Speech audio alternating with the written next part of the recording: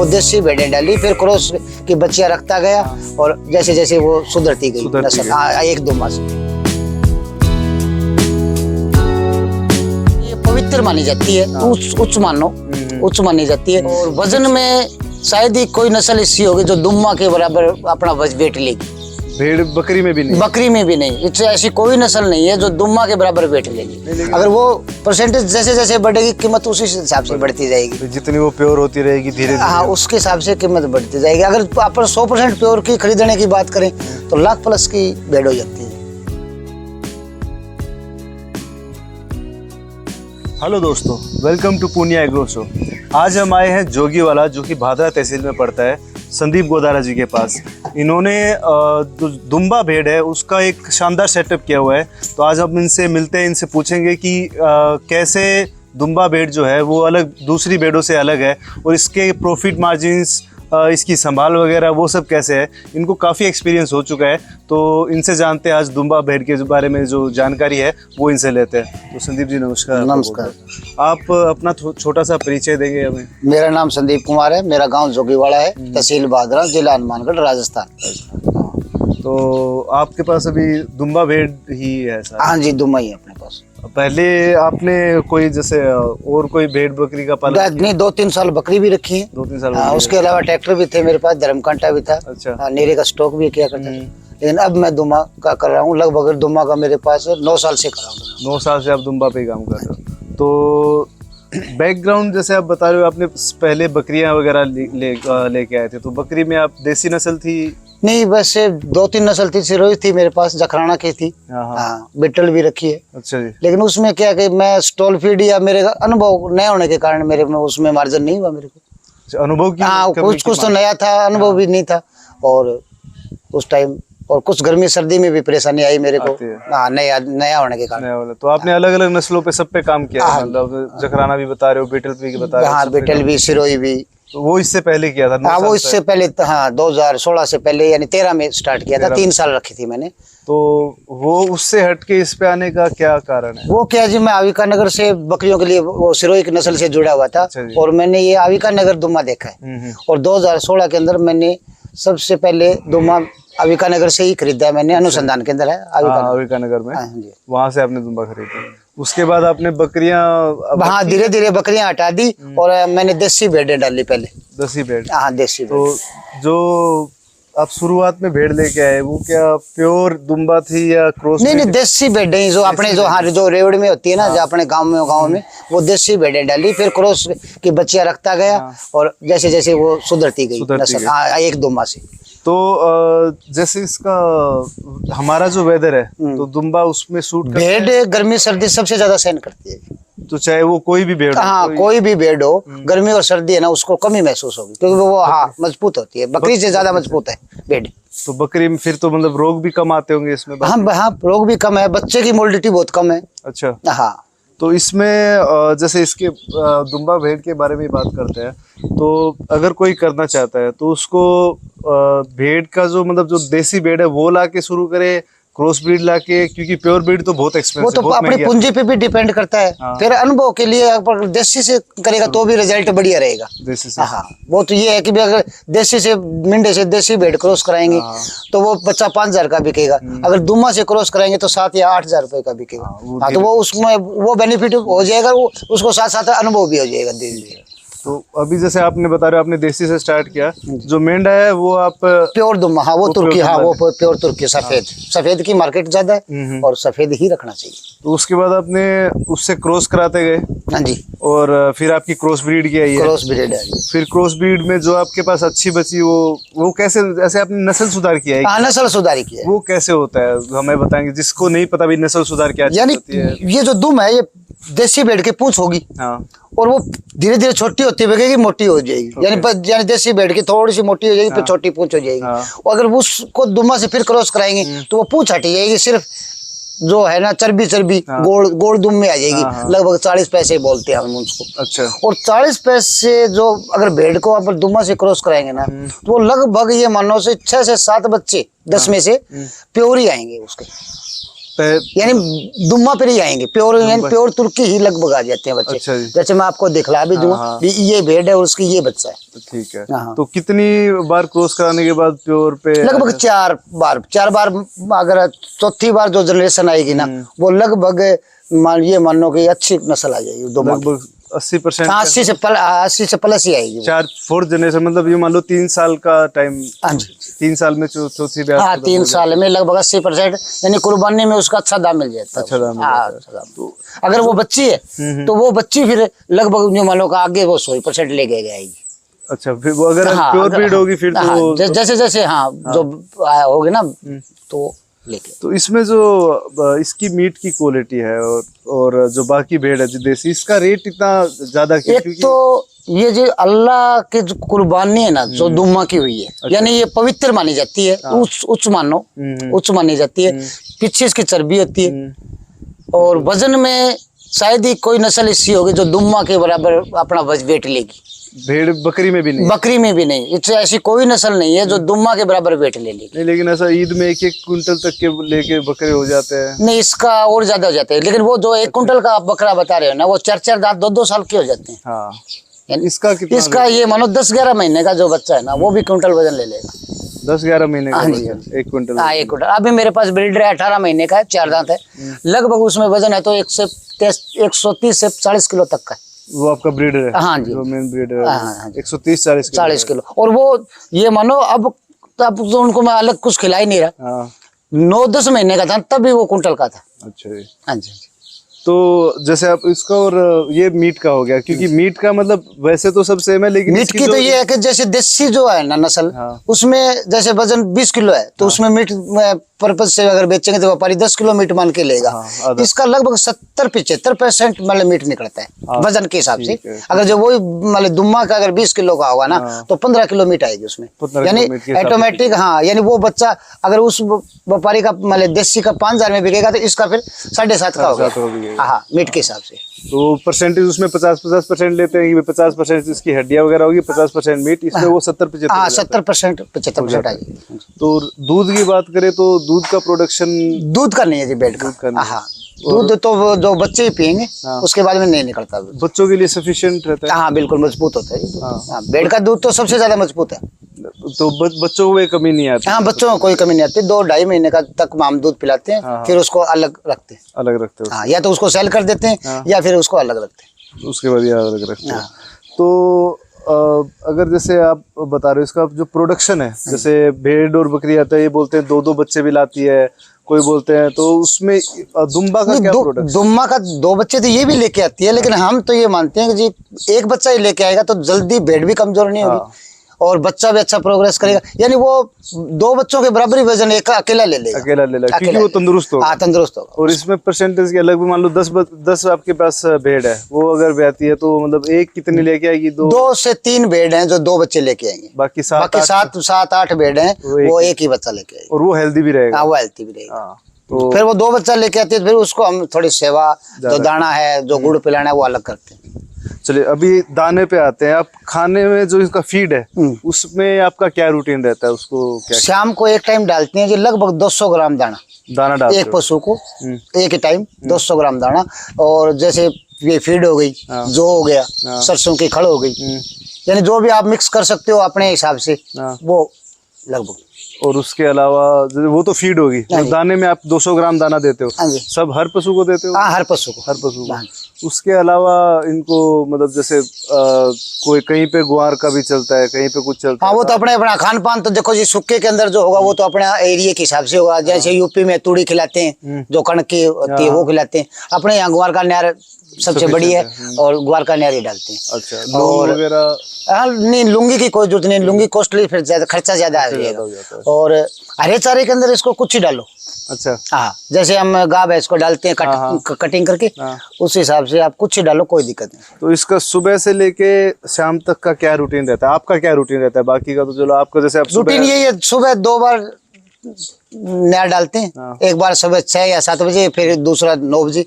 पानी any time अपने available रहता ही। अच्छा। और शाम को 4 बजे, और फिर 6-6:30 बजे अगर दोबारा न्यार डालेंगे तो उसके ऊपर दाना डाल देते हैं। ठीक है। हाँ, तो यानी वो न्यार को भी अच्छी तरह खा लेगी, वो फिर नहीं छोड़ते उसमें। तो ये मतलब 4 बार आप इनको डालते हो? हाँ जी, यही है। तो ये सर्दी गर्मी हो उसमें आप अलग चेंज नहीं करते? भाई सर्दी में थोड़ा अलग करना होता है? नहीं, सर्दी में वो न्यार थोड़ा ज्यादा खाएगी, लगभग 10-15%। गर्मी में थोड़ा 10% या 15% कम खाएगी। और दाने का भी ध्यान रखना नहीं, होता है? दाना तो वही लगभग वो, हाँ, कंटिन्यू वही चलता है। तो उस अभी इसका हम देखेंगे, जैसे हेल्थ का हो गया, वो आप जो टीकाकरण वगैरह कराते हैं? हाँ, 4 वैक्सीन होती है साल में। साल में 4 वैक्सीन? PPR की, सीपोक्स और मुंह खुरा और फिड़किया। तो जो नॉर्मली हर जगह पे मतलब हर भेड़ बकरी में होती है वही? हाँ, वही चीज। हाँ, वैक्सीनेशन वही है। वही वैक्सीनेशन है। इसके अलावा कोई बीमारी आती है इसमें? नहीं, इसके अलावा इसमें वो क्या, मौसम चेंज होता है तो थोड़ा टेम्परेचर आ जाता है पशु के अंदर। उसके लिए नॉर्मल जो भी एंटीबायोटिक इंजेक्शन है वो दे दो, 15-10 मिनट में ठीक हो जाएगी। अच्छा। हाँ, एक आजमा सही रखने के लिए मैं इसमें हर एक हफ्ते के अंदर एक दिन में इसको मीठा सोडा पिलाता हूँ पानी में। मीठा सोडा? हाँ, यानी इसका हाजमा सही रहे। हाजमा सही रहे। हाजमा सही रहे। ये आप मतलब हाँ, इसमें क्या है कि ज्यादा नहीं डालें, कम डाल दें तो कोई दिक्कत नहीं। अगर ज्यादा डालोगे तो पशु के फिर वो क्या, वो हाँ, जुगाड़ी नहीं करेगी। जुगाड़ी नहीं करेगी? हाँ, जुगाड़ी नहीं करेगी। क्योंकि नए बंदे को क्या होता है कि वो ज्यादा डाल देगा, यानी जैसे गाय भैंस को डालते हैं वैसे ही भेड़ को डाल देगा, लेकिन भेड़ तो इतने नहीं खाएगी। हाँ, तो उसको कैपेसिटी बढ़ानी पड़ती है जी अपनी। तो उसी हिसाब से आप उसको बिल्कुल लिमिटेड थोड़ा रखो। तो इसके अलावा जैसे आपके पास दुम्बा की भेड़ है, जी, वो जब भी प्रजनन करती है, उसके बच्चे होते हैं, उस टाइम क्या क्या चीजों का ध्यान रखना पड़ता है? कोई खास ध्यान रखने की जरूरत नहीं। अच्छा, जैसे और अपने आप ही भेजेंगे, अपने आप ही बच्चा चुंगेगा। भी 100 भेड़ ब्याएंगे तो उसमें से अगर एक को कोई दिक्कत हो जाती है, बाकी कोई दिक्कत नहीं, तो अपने आप ही ब्याएंगी, अपने आप ही बच्चे को दूध पिलाएंगी। और कुछ अलग मैं देता नहीं इनको। अच्छा। कि भी कोई भी इनका जो बच्चा हुआ तो कुछ अलग दो, कुछ देने की कोई देने की जरूरत। तो ये वो तो करते होगे, जैसे गुड़ वगैरह पिलाते हैं? वो तो जैसे 2 बच्चे लेके आइए, अगर 2 बच्चे भेड़ लेके आइए तो उसको 10 या 15 दिन के अंदर मैं 2 किलो, 1.5 किलो, 2 किलो गुड़ पिलाता हूँ। हाँ, गुड़ पिलाता। उसके अलावा मतलब ऐसा जब भी प्रजनन जैसे बच्चा होने वाला होता है, उससे 1-2 महीने पहले बोलते हैं कि उसका थोड़ी डाइट अच्छी कर दो, बाद नहीं, में वो तो अगर कोई करना चाहे तो कर दो, लेकिन मैं नहीं करता जी। मैं तो हाँ, सबको सम्मान ही खिलाता हूँ, चाहे वो ब्याही हुई है, चाहे बच्चे वाली है, चाहे वो। हाँ, थोड़े जो दूध से हट जाते हैं ना बच्चे, उनके लिए थोड़े दाना की सुविधा थोड़ी ज्यादा कर देता हूँ। अच्छा। हाँ, जो 2 महीने का जो बच्चा हटा दिया उसको थोड़ा दाना ज्यादा डालता हूँ, तो उससे वो उसकी ग्रोथ थोड़ी बनी रहे। हाँ जी, बड़ा। तो उसके बाद इसमें क्या क्या आपने जैसे आपने स्टार्ट किया है, तो उसमें क्या कुछ चैलेंजेस आए कि भाई जब आपने स्टार्ट किया हो तो नॉलेज भी नहीं होता? हाँ, जो पहले नई जानकारी नहीं थी, वही हरी बीमारी बड़ी है। जैसे मेरे को सीपोक्स का वैक्सीनेशन का पता नहीं था। अच्छा। मेरे माता आ गई, तो माता बोलते उसको सीपोक्स। भेड़ में आई थी या बकरी? जो नहीं, भेड़ में आई थी। अच्छा। तो उसको टाइम मेरे को वैक्सीनेशन का पता नहीं था, तो मैंने वैक्सीनेशन नहीं की, नई भेड़ें खरीदी, उसमें वो आ गई। उसमें आपका नुकसान? उसमें नुकसान मेरा काफी हो गया। अच्छा जी। लेकिन अब जो अगर किसी को, अगर भाई को ये दिक्कत हो जाए तो उसमें कोई घबराने वाली बात नहीं है। एक तो इंजेक्शन ना लगाएं होने के बाद नहीं। हाँ, अगर खुदा ने खास्ता सीपोक्स की अगर होगी तो इंजेक्शन नहीं लगाएं। एक तो इसमें एंटीबायोटिक आती है इनोफ्लॉक्सासिन, वो 10 ml पिलाओ, और चाय पत्ती का पानी। अच्छा। जैसे बगैर दूध की जो चाय बनाते हैं हम, वो पिलाओ। 2 या 3 दिन के अंदर पूरा जो फार्म है वो अपना स्वस्थ हो जाएगा। ये आपने किया हुआ है? हाँ, ये किया मेरा। हाँ, पूरा, यानी हाँ, माता का सबसे बड़ा इलाज यही है। हाँ, कोई सुई नहीं लगाई। एक तो जो आपने जो एंटीबायोटिक बताया, हाँ, ये लिक्विड में पिए।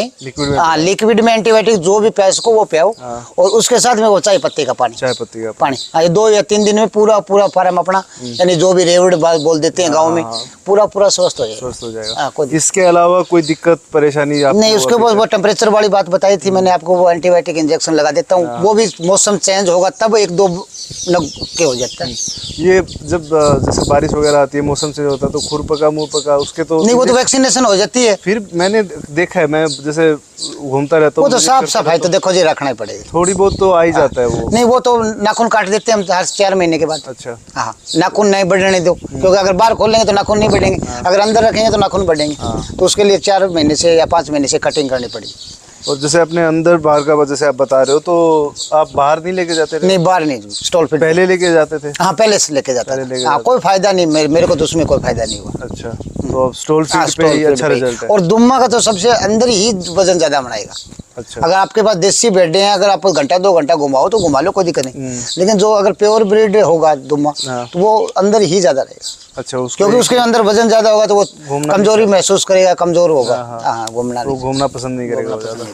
ठीक है जी।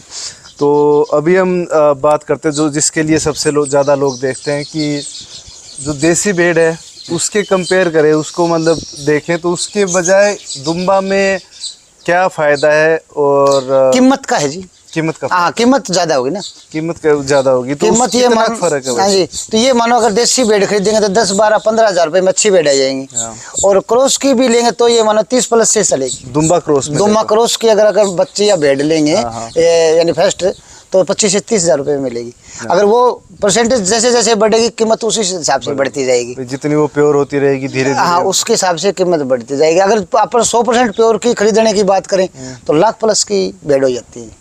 भेड़ हाँ भेड़ की कीमत, और मेंढा जो ब्रीडर होगा तो वो ये मानो 80 से 90 हज़ार के हर बार मिल, कम से कम नहीं मिलेगा। तो ब्रीडर 2 दांत तो यानी 15 महीने का। इसमें मैंने नॉर्मली सुना है कि बकरी सस्ती होती है और ब्रीडर महंगा होता है। जैसे बकरी में अगर देखा जाए, इसमें आप बता रहे हो बकरी लाख रुपए की और ब्रीडर 80,000 का है। नहीं वो ब्रीडर की बात है कि ब्रीडर तो कि एक आदमी को एक ही चाहिए हाँ। और मार्जिन सबको चाहिए। बिल्कुल। अब ज्यादा खरीदारी, ज्यादा फार्म खोलने के कारण मार्जिन की कीमत ज्यादा हो रही, यानी मार्जिन मिल नहीं रही।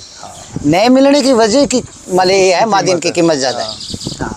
उसकी वजह से इसका रेट क्या एक बंदे को क्या ब्रीडर एक ले लेगा, काम चला गया, लेकिन मार्जिन तो उसको ज्यादा लेनी पड़ेगी और उपलब्ध है ही नहीं, क्योंकि ये तुर्की देश की नस्ल है। तो यहाँ पे अपने हाँ अभी ये 2-3 साल में ज्यादा हुआ है, लेकिन खरीदने वाले ज्यादा हैं, तो मार्जिन की कीमत इसी वजह से ज्यादा है। और ईद पे अगर जाते हैं तो उस पे कीमत अलग मिलती है? नहीं ईद पे भी ज्यादा है, बाकी इसके तो 6-12 महीने की कीमत ज्यादा रहती है। हम तो 2-2.5 महीने के बच्चे निकाल देते हैं, बड़े नहीं करते, क्योंकि छोटे बच्चे का रेट ज्यादा मिलता है। अच्छा हाँ फिर क्यों साल भर क्यों रखे? अगर 6 महीने का जो बच्चा बिक रहा है वो 3 महीने का बिक जाए तो ज्यादा क्यों रखे? 3 महीने का बच्चा कितने का? लगभग क्रॉस की जो भेड़ें हैं उसका मैंने अभी सेल किए हुए हैं बच्चे मेरे पास है, मैं आपको दिखलाऊंगा।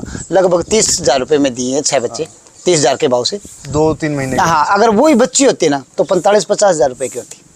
अच्छा। अगर वही उसी से हाँ वो फीमेल होती तो वो 30,000 वाली भी 45-50 की होती।